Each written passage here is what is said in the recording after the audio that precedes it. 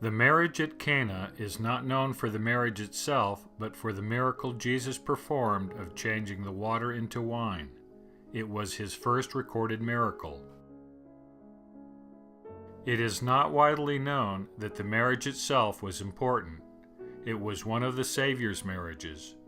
While the Apostle John's account does not name the bride and groom specifically, a close reading of the text intimates that Jesus was the bridegroom. There are at least 4 textual clues that provide evidence as to the identity of the groom.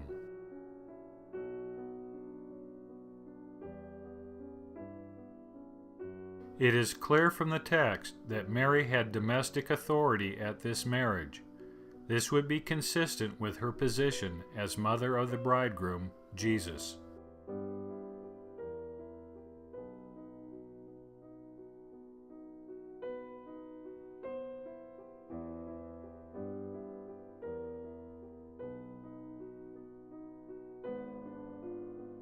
Being called or invited to a wedding feast indicates a familial or personal relationship with the bride, bridegroom, or their families.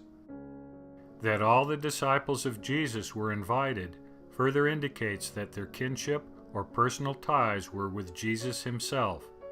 They were possibly his groomsmen. It was the responsibility of the bridegroom at Jewish weddings to procure wine for the feast.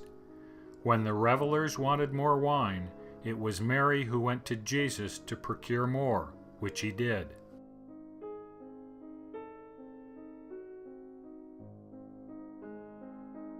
The governor of the feast, or the master of ceremonies, called the bridegroom aside to chastise him for saving the best wine for last. Since it was Jesus that provided the wine, the master could only be speaking with Jesus as the bridegroom.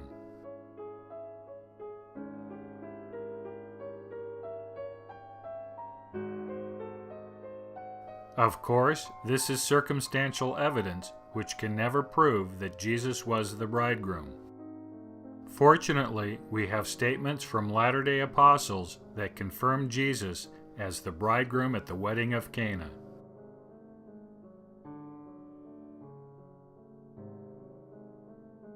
Brigham Young stated that the wedding at Cana was but one of the Savior's marriages, since Jesus was not only married, but polygamous.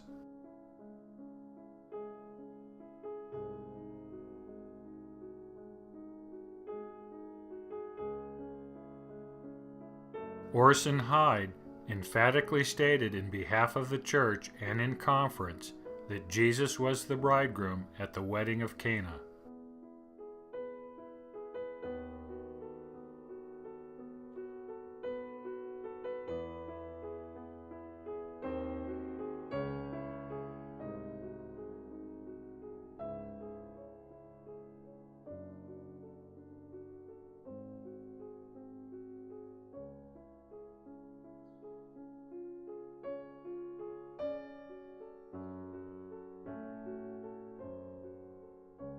As recorded by Wilford Woodruff in his journal, Joseph F. Smith expressed his opinion that Jesus was the bridegroom at Cana, and that the brides were both Mary and Martha.